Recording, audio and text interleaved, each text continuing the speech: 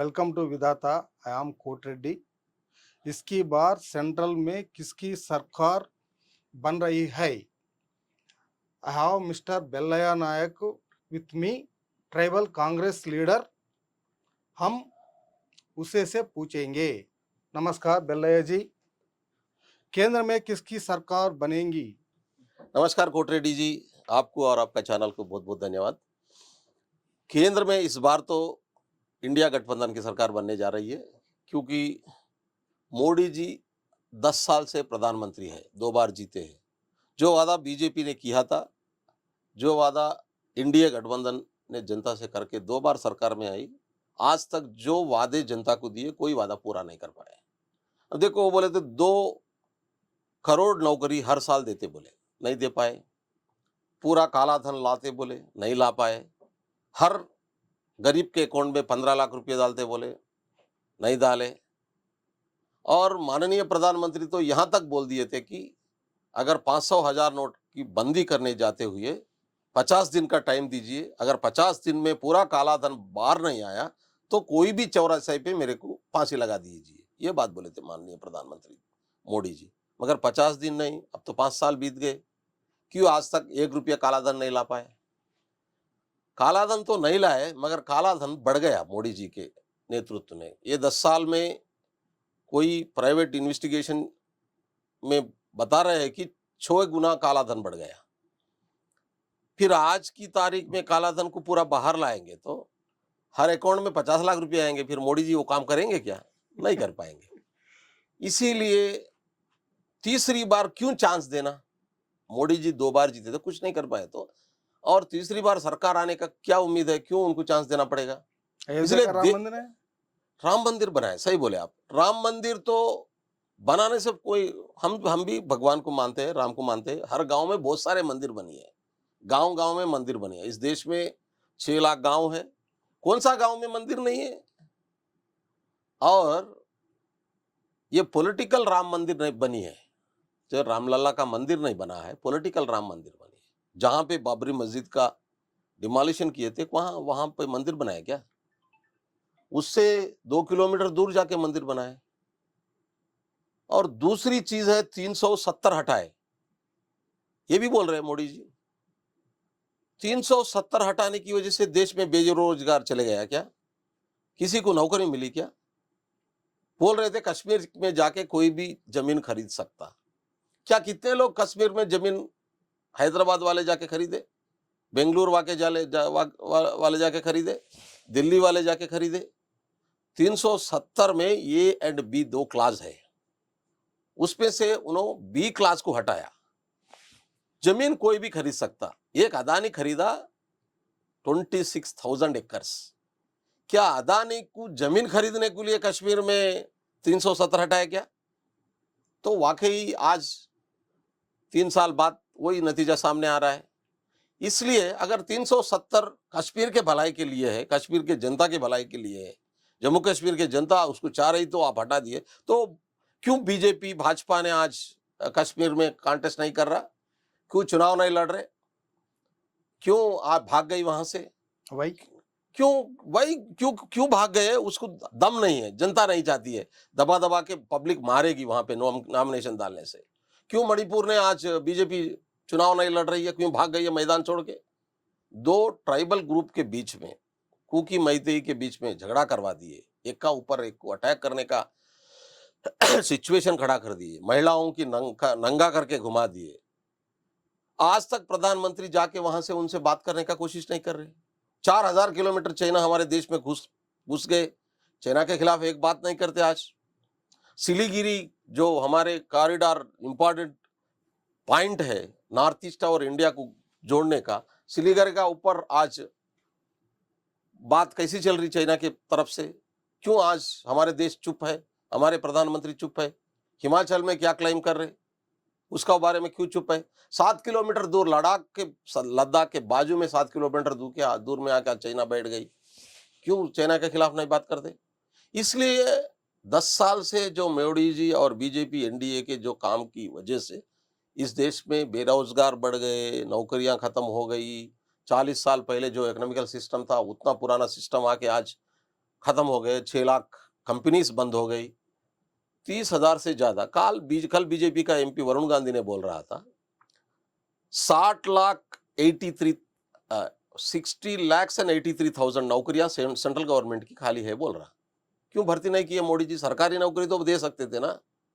सरकारी नौकरी देने के बजाय पूरे हिंदुस्तान की सरकार की नौकरी देने का सुविधा पैदा करने का जो भी कारपोरेट सेक्टर्स है, गवर्नमेंट सेक्टर्स है, पब्लिक अंडरटेकिंग्स है, सबको बेच रहे हैं। LIC को बेच दिया, सबको बेच दिया। इसलिए जनता, इस देश का जनता तय कर लिया कि इस बार हमको मोदी जी नहीं चाहिए। इस बार राहुल गांधी जी को लाएंगे, इंडिया गठबंधन को लाएंगे, इंडिया गठबंधन को जिताएंगे और मोदी जी को इंडिया हटाएंगे। अलायंस कितने सीट आएगा? इंडिया गठबंधन हम सरकार बनाएंगे, 300 से ज्यादा सीट जीतेंगे। अब देखिए, मोदी जी बोल रहे 400 पार, बीजेपी बोल रही 400 पार। क्यों 400 पार कैसे कर और सकते? एक बार और 400 पर 2 बार खत्म हो गए, हार चुके हैं 2 बार, कोई उसकी वजह से कोई फायदा नहीं मिला, तो और एक बार 400 क्या सीट देंगे? मोदी जी खुद बहुत मुश्किल से वाराणसी में जीतने का सिचुएशन खड़ा हो गया। कल 1 तारीख को उनका चुनाव है, देखिए आप, चुनाव के बाद पता चलेगा क्या होगा।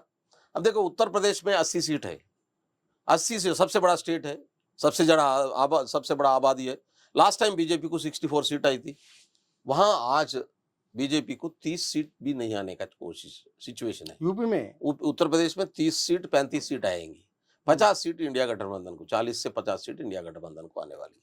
उसके बाजू में देखिए, अब बिहार है, सबसे बड़ा स्टेट राज्य, वहां पे 40 सीट है। लास्ट टाइम बीजेपी गठबंधन को, एनडीए को 35 सीट्स आई थी। इस बार 15 सीट आने का मौका भी नहीं है। अब देखो, गुजरात में 26 के 26 जीते थे, इस बार तो 20 आने का मुश्किल है। 8 सीट इंडिया गठबंधन जीत रही है। लास्ट टाइम राजस्थान में 25 सीट थे, 25 के 25 बीजेपी जीती थी। इस बार तो 14, 10 या 12 सीट आने का कोशिश है। इंडिया गठबंधन को 15 से 16, 17 सीट आने का चांसेस है। मध्य प्रदेश में 29 सीट्स है, उसमें 1 सीट लास्ट टाइम हम जीते थे और 28 सीट बीजेपी ने जीती थी। इस बार 50-50 आने का चांसेस है। मध्य प्रदेश में 48 सीट्स है। अब देखो, लास्ट टाइम इंडिया गठबंधन 40 सीट जीती थी, 40 सीट से ज्यादा जीती थी। इस बार हम वहां पे कम से कम 40 सीट जीतने वाले हैं, 35 to 40 सीट्स इंडिया गठबंधन को आने वाले। तमिलनाडु में 39 सीट है, 39 का 39 इंडिया गठबंधन को आएगा। केरला में 20 सीट है, 20 का 20 का इंडिया गठबंधन को आएगा। और जो एनडीए के साथ है, कौन सी बड़ी पार्टी है आज इंडिया के साथ? 2 ही पार्टी ना, एक चंद्रबाबू नायडू की पार्टी आंध्र प्रदेश में लड़ रही है, वहां पे 25 सीट है, 25 पे 6 बीजेपी लड़ी है, और नायडू साहब 2 सीट पवन कल्याण की पार्टी को दिया, और बाकी सीट उन्होंने लड़ रहा, उन्होंने 10 सीट जीत सकते हैं, 1, 2, 3 सीट बीजेपी वहां से निकालेगी। कर्नाटक में 28 सीट्स है, लास्ट टाइम 25 सीट जीते थे, इस बार 10 क्रॉस नहीं हो पाएंगे, तो ज्यादा से ज्यादा वहां इंडिया गठबंधन जीत रहा है। कहाँ पे? बंगाल है, बड़ा स्टेट। अब देखो बंगाल में कितने सीट है, 42 सीट्स है, वहां पे भी ज्यादा हमारा इंडिया गठबंधन जीतने वाला है। ममता जी जीते या हम जीते, इंडिया गठबंधन ही होगा। मोदी जीते, वहां भी लास्ट टाइम 18 सीट जीते थे, इस बार तो वो 10 सीट भी पार नहीं कर पाएंगे, 8 से 10 सीट जीतने का उम्मीद है। पूरे देश में बीजेपी हार रही है। तेलंगाना में 17 सीट है, 17 में से अब हम 10 से 12 सीट जीतने का चांसेस है। बीजेपी क्लेम कर रही है, कांग्रेस और बीजेपी नहीं, इंडिया, हम कांग्रेस 10 से 12 जीतेंगे, बीजेपी 6 सीट, 4 से लास्ट जो 4 सीट आई थी, 4 के 4 आएंगे और 1-2 सीट बढ़ सकते हैं। 1-2 सीट, 1 सीट तो हम बीआरएस को आने का चांसेस है और 1 सीट एमआईएम को आने के चांसेस है। 2 निकाल दिया तो आपको 15 होगा। 15 में से हम अगर 10 आएंगे तो उनको मिलेंगे 4 सीट मिलेंगे, उनका पुराना ही 4 मिलने वाला है, उससे ज्यादा नहीं मिलने वाला है। इसीलिए अब छत्तीसगढ़ देखिए, छत्तीसगढ़ में थोड़ा बीजेपी लास्ट, वहाँ 11 सीट है, 11 सीट में से 6 सीट्स बीजेपी का आने का उम्मीद बोल रहे हैं वहाँ के लोग। झारखंड है, 14 सीट है, झारखंड में भी उनको मेरे ख्याल से 5 से 6 सीट आएंगे, उससे ज्यादा नहीं मिलेंगे। दिल्ली में 7 के 7, एक भी आज बीजेपी नहीं जीत रही है। हरियाणा में 10 में से 2 सीट आएंगे, आने का चांसेस है बीजेपी को। किधर भी देखो बीजेपी हार रही है। फिर मोदी जी 400 पार कैसे बोल सकते हैं? बीजेपी वाले 400 पार का नारा आज उठा दिए और बोलने लगे कि ये आपके आमदनी लेके जाएंगे, महिलाओं का सोना छीन लेंगे। ऐसे बेकार बातें कर रहे हैं प्रधानमंत्री होके, और इतने नीचे स्तर पर गिर गए कि एक मजहब से दूसरे मजहब को लड़ाने का काम भी कर रहे हैं। इसलिए मैं बोल रहा हूं इंडिया गठबंधन 300 से ज्यादा सीट से इस देश में सरकार बनाने वाली है और 180-200 के बीच में बीजेपी और एनडीए मिलके आएंगे, उससे ज्यादा नहीं आएंगे। 220 तक आ सकती है एनडीए को, बीजेपी को 180 से सीट 180 से 200 से बीच में बीजेपी को सीट आएंगी।